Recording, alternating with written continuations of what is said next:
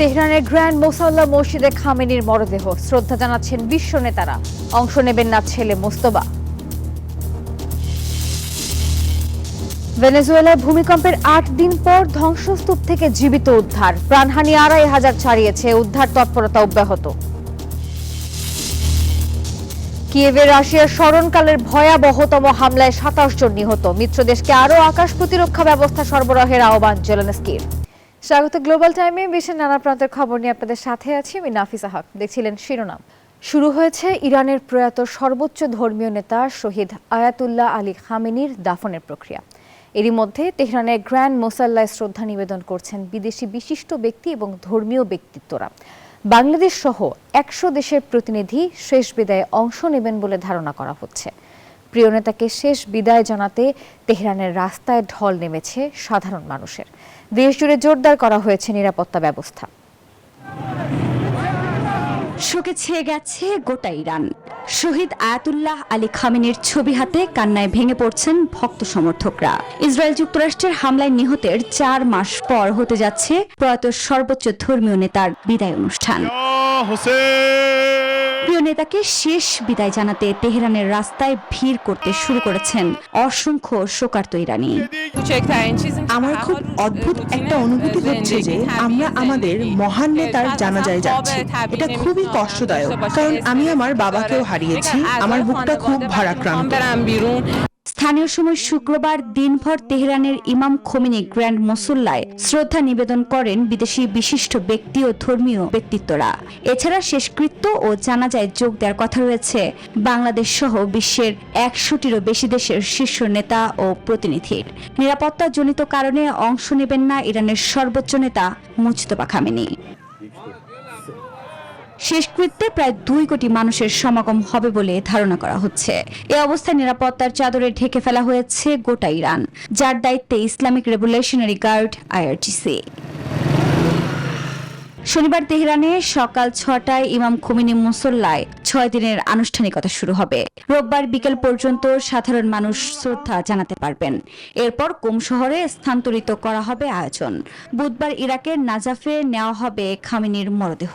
অন্ত্যেষ্টি যাত্রার পর কারবালায় ইসলামের খলিফা আলীর সমাধিস্থলে আনুষ্ঠানিকতা পালন করে মরদেহ আবার ইরানে ফিরিয়ে আনা হবে। বৃহস্পতিবার জন্মশহর মাশহাদে দাফন করা হবে খামেনিকে। এরপর সারা দেশে আরো ৪০ দিন চলবে শোকানুষ্ঠান। আফরিন মৌ, নিউজ 24। তেহরানে ইরানের সর্বোচ্চ নেতা আয়াতুল্লাহ আলী খামেনির প্রতি শ্রদ্ধা জানাচ্ছেন সর্বস্তরের মানুষ। এরই মধ্যে শেষ যাত্রায় অংশ নিতে উপস্থিত হয়েছেন বিশ্ব নেতারা। তবে বাবার জানাজায় থাকছেন না ছেলে মোস্তফা খামেনি। নিরাপত্তা হুমকির কারণেই এমন সিদ্ধান্ত নেওয়া হয়েছে বলে ইরান জানিয়েছে। ৬ দিনব্যাপী রাষ্ট্রীয় শোকের মধ্য দিয়ে সর্বোচ্চ নেতা আলী খামেনিকে শেষ বিদায় জানাতে প্রস্তুত ইরান। তবে এই অনুষ্ঠানে বিশ্ব নেতারা উপস্থিত হলেও থাকছে না খোদ খামেনির ছেলে ও বর্তমান সর্বোচ্চ নেতা মুস্তফা খামেনি। অংশ নেবেন না দাফনেও। এ নিয়ে চলছে আলোচনা সমালোচনাও। তেহরানের দাবি, মোস্তফাকে লক্ষ্য করে ইসরায়েলি হামলার আশঙ্কা রয়েছে। তার অবস্থান জানতে সবসময় নজর রাখছে তেল আবিব। আর এই কারণেই খামেনির শোকযাত্রায় থাকছেন না তিনি। এর মধ্যে অনুষ্ঠান চলাকালে ইরানের নেতৃত্বকে লক্ষ্য করে যে কোনো হামলার কঠোর জবাব দেয়া হবে বলেও সতর্ক করেছে ইরান। নীরব দাস, নিউজ 24। অলৌকিকভাবে ফিরে এলেন এক ব্যক্তি। ভেনেজুয়েলায় প্রলয়ঙ্কারী জোড়া ভূমিকম্পের ৮ দিন পর ধ্বংসস্তূপের নিচ থেকে উদ্ধার হয়েছেন এক নিরাপত্তা কর্মী। বিপর্যয়ের পর ২৫০০ ছাড়িয়েছে মৃতের সংখ্যা। আর এত প্রাণহানির পর সরকারি উদ্ধার তৎপরতা নিয়ে ওঠা প্রবল সমালোচনা অবশ্য প্রত্যাখ্যান করেছেন দেশটির অন্তর্বর্তীকালীন প্রেসিডেন্ট ডেলসি রদ্রিগেজ। চারপাশে কেবলই মৃত্যু আর ধ্বংসের স্তূপ। সেই কংক্রিটের সমাধির নিচেই টানা ৮ দিন মৃত্যুর সাথে লড়ে অবিশ্বাস্যভাবে হার না মানা জীবনের জয়গান গাইলেন হার্নান গিল। এই নিরাপত্তা কর্মীর জীবিত ফেরার দৃশ্য কাঁদিয়েছে সবাইকে। অথচ চারদিকে যখন স্বজন হারানোর বুক ফাটা আর্তনাদ, তখন উদ্ধার কাজে চরম অবহেলার অভিযোগে ফুঁসছে পুরো দেশ। যদিও অন্তর্বর্তীকালীন প্রেসিডেন্ট ডেলসি রদ্রিগেজের দাবি, বিপর্যয়ের প্রথম প্রহর থেকেই সর্বোচ্চ চেষ্টায় মাঠে ঝাঁপিয়ে পড়েছিল তার প্রশাসন। যেসব ভবন ভেঙে পড়েছে সেগুলোর ৮০% ছিল ব্যক্তি উদ্যোগে তৈরি। আমি এই মুহূর্তে সামাজিক আবাসন প্রকল্প কিংবা বেসরকারি উদ্যোগ কাউকেই দোষ দিচ্ছি না। পরপর 2টো ভূমিকম্প হয়েছিল, আর এই জোড়া ভূমিকম্পের রেকর্ড ইতিহাসের সবচেয়ে তীব্র ও ভয়াবহ ছিল। তবে বাস্তব চিত্র এখনো ভয়াবহ। অনানুষ্ঠানিক হিসেবে এখনো বহু মানুষ নিখোঁজ।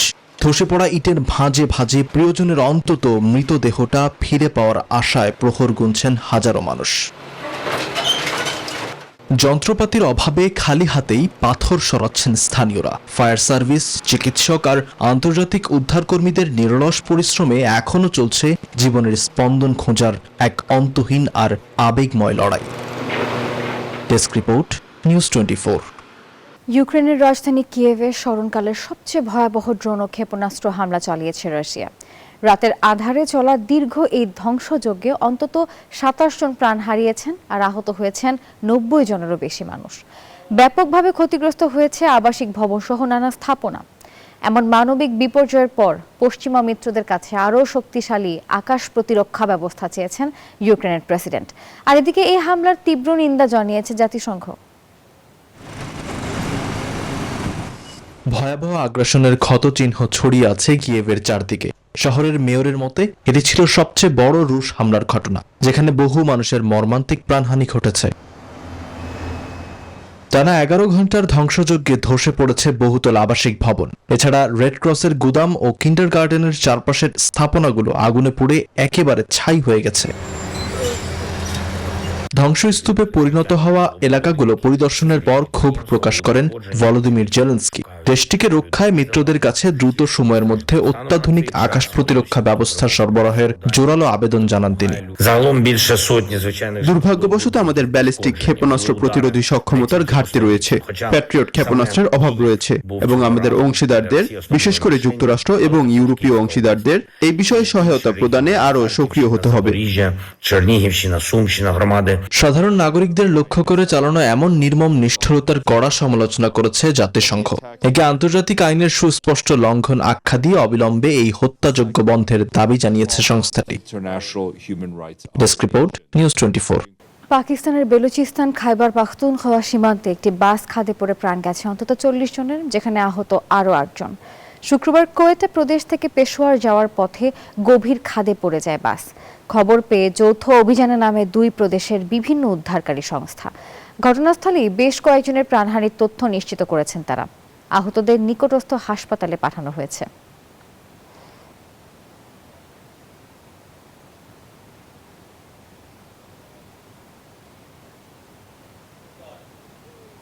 অভিবাসন নীতিতে বড় আইনি ধাক্কা খেল ট্রাম্প প্রশাসন। যুক্তরাষ্ট্রের ফেডারেল আপিল আদালত রায় দিয়েছে, কোনো অভিবাসীকে 90 দিনের বেশি আটক রাখতে চাইলে সরকারকে আদালতে তার যৌক্তিকতা প্রমাণ করতে হবে। বৃহস্পতিবার দেয়া এই রায়ে সাম্প্রতিক সীমান্ত অতিক্রমকারীদের ক্ষেত্রে আগের আইনই বহাল থাকবে। এই রায়ে টেক্সাস, লুইজিয়ানা ও মিসিসিপিতে আটক হাজারো দীর্ঘমেয়াদী অভিবাসীর জন্য নতুন আইনি পথ খুলে গেল।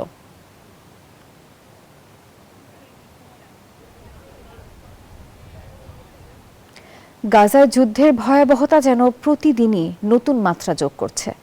অব্যাহত হামলায় বাড়ছে প্রাণহানি, ধ্বংসস্তূপে পরিণত হচ্ছে পুরো জনপদ। সামরিক অভিযান, মানবিক বিপর্যয় এবং দখলদারিত্বের বিস্তার ঠেকেছে 1000 দিনে, আর এর প্রতিবাদে ইসরায়েলেও চলছে তুমুল বিক্ষোভ।